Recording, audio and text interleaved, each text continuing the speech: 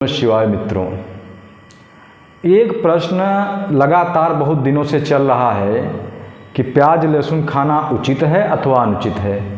हमारे धर्म से जुड़े हुए जो हमारे धर्म अधिकारी हैं वे सब यह कहते हैं कि प्याज लहसुन खाना अनुचित है, लेकिन कोई तार्किक कारण इस प्रकार का नहीं दे पाते कि जिससे ये पता चले कि प्याज लहसुन खाना उचित है अथवा अनुचित है।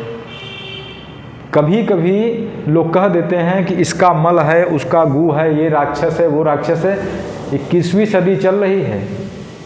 इस सदी में कोई राक्षस प्रेत भूत न देख पाएगा न मान पाएगा। यहाँ कोई मानने को तैयार नहीं होगा कि आपके शरीर में जो वायरस हैं वही राक्षस हैं। यहाँ लोग विज्ञान की कसौटी पर उसको तौलेंगे, अगर विज्ञान की कसौटी पर गलत है तो उसको रिजेक्ट कर देंगे। मैं आपको बिल्कुल उचित कारण बता रहा हूँ प्याज और लहसुन न खाने का। पहले प्याज का समझते हैं। प्याज एक प्रकार की औषधि है और यह काम क्या करती है केवल इतना समझ लीजिए तो आप निर्णय ले लेंगे कि प्याज खाना उचित है अथवा अनुचित है। प्याज एक औषधि है, करती क्या है? प्याज एक मेदनाशक औषधि है।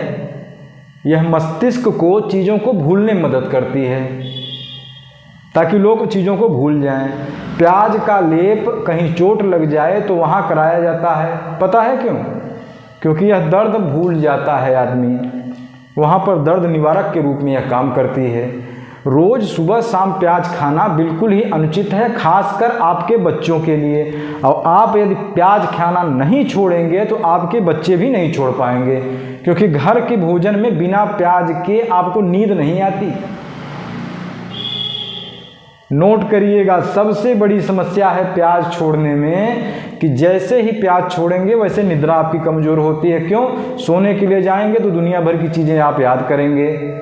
इसलिए प्याज छोड़ना बहुत उचित है उन लोगों के लिए जो दिमाग से संबंधित या मेद से संबंधित कार्य कर रहे हैं। जैसे आप वैज्ञानिक हैं, वकील हैं, डॉक्टर हैं, आप सबको प्याज नहीं खाना चाहिए। और ख़ासकर जो विद्यार्थी हैं, आपके बच्चों को लगातार आप पढ़ा रहे हैं, बच्चों को लगातार ट्यूशन लगा रखा है, सारा जीवन बच्चों का आपने पढ़ाई लिखाई में ढकेल दिया है, फिर भी कुछ नहीं हो पा रहा है, फिर भी आप चिंतित हैं। यदि जिन बच्चों की बुद्धि कुशाग्र है उनको प्याज बिल्कुल ख़त्म कर दिया जाए कि प्याज उनको दिया ही नहीं जाएगा, देखिए 1 महीने के अंदर उनकी बुद्धि में कितना बड़ा फर्क आता है। और इससे आप अपने दूसरा चर्चा करते हैं लहसुन पर कि लहसुन खाना उचित है अथवा अनुचित। एक जानकारी मैं आपको दे रहा हूं और बहुत ज़रूरी जानकारी है, आपको पता होनी चाहिए।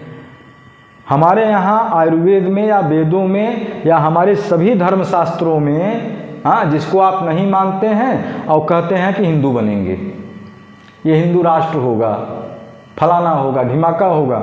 भाई साहब, अगर अपने पूर्वजों के ज्ञान को आप इज्जत नहीं देंगे, सम्मान नहीं देंगे तो कैसा हिंदू राष्ट्र बनेगा? ये जो आधुनिक विज्ञान है यह ईसाइयों की खोज है इस पूरे ब्रह्मांड को बर्बाद करने के लिए। ये तो लगे हुए हैं सबको नष्ट करने के लिए। तो लहसुन क्यों नहीं खाना चाहिए ये आप जान लीजिए। हमारे शरीर का निर्माण 7 धातुओं से होता है, 7 प्रकार की धातुएं, जिसमें है रस, रक्त, मांस, मेद, मज्जा, अस्थि, शुक्र, अवंत में बनता है ओज। ये सारी धातुएं हैं और धातुओं का एक प्रमुख गुण होता है कि यह ठोस होती हैं, यह जमी हुई होती हैं, ठोस होती हैं। और शरीर की सारी धातुओं को लिक्विफाइड करने में, उसको तरल करने में, उसको लिक्विड बनाने का काम लहसुन करता है।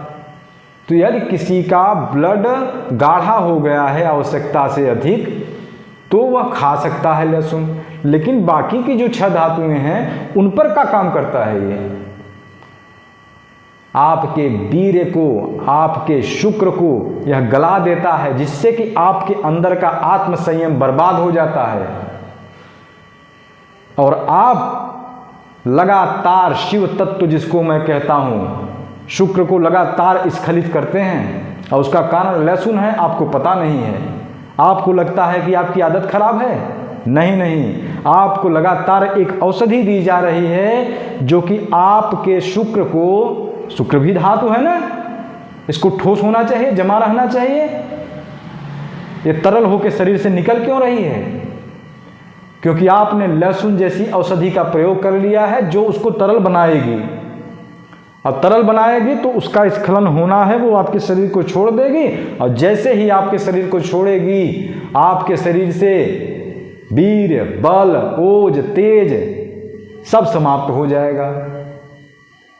इसके केमिकल फार्मूले पर और यह आपके धातुओं पर किस तरह से इसके केमिकल्स काम करते हैं, इस पर जिसको चर्चा करनी हो सब आमंत्रित हैं। आप बहस शास्त्रार्थ जो करना है आप आ जाइए, मैं तैयार हूं। इससे बड़ा वैज्ञानिक कारण किसी को दिया नहीं जा सकता इस विषय पर। और जितनी बातें हमारे धर्माधिकारी कह रहे हैं कि यह एक राक्षस की वजह से हुआ है और इसमें ये दुर्गुण है, वो दुर्गुण है, सारी बातें सही हैं। बस आपके समझने का तरीका इस समय केवल और केवल वैज्ञानिक हो गया है। जो चीज़ें विज्ञान की कसौटी पर नहीं टिक रही हैं उसको आप नहीं मान रहे हैं। गलती आपने ये की है। अब अपने विज्ञान को आप मानते नहीं और दूसरे का थोपा गया विज्ञान जो कि मैकाले की शिक्षा पद्धति से पैदा हो रहा है उसकी आप बड़ा सम्मान कर रहे हैं कि सब कुछ यही है, जबकि वो अभी 10,000 साल पीछे चल रहा है। मैं केवल चिकित्सा की विज्ञान की बात करूं तो ये बताइए, अगर ये राष्ट्र हिंदू राष्ट्र होगा तो यहाँ की चिकित्सा पद्धति क्या एलोपैथ होगी? निश्चित ही यहाँ की चिकित्सा पद्धति केवल और केवल आयुर्वेद होगी। और आयुर्वेद ने दोनों चीज़ों को साबित कर दिया कि लहसुन का और प्याज का सेवन क्यों नहीं करना चाहिए। अब आप मूढ़ हो गए हैं, आपको समझ में नहीं आ रहा है, आप देख नहीं पा रहे हैं, तो किसकी गलती है यह? समझ जाइए, जितने भी बुद्धि और तेज पर काम करने वाले, साधनाएं करने वाले लोग हैं वो बिल्कुल भी इसके चक्कर में पड़े, बिल्कुल भी इसके चक्कर में ना पड़े। और जितने भी गृहस्थ हैं वह अपने जीवन को यदि बचा के रखना चाहते हैं तो प्याज और लहसुन का प्रयोग बिल्कुल न करें।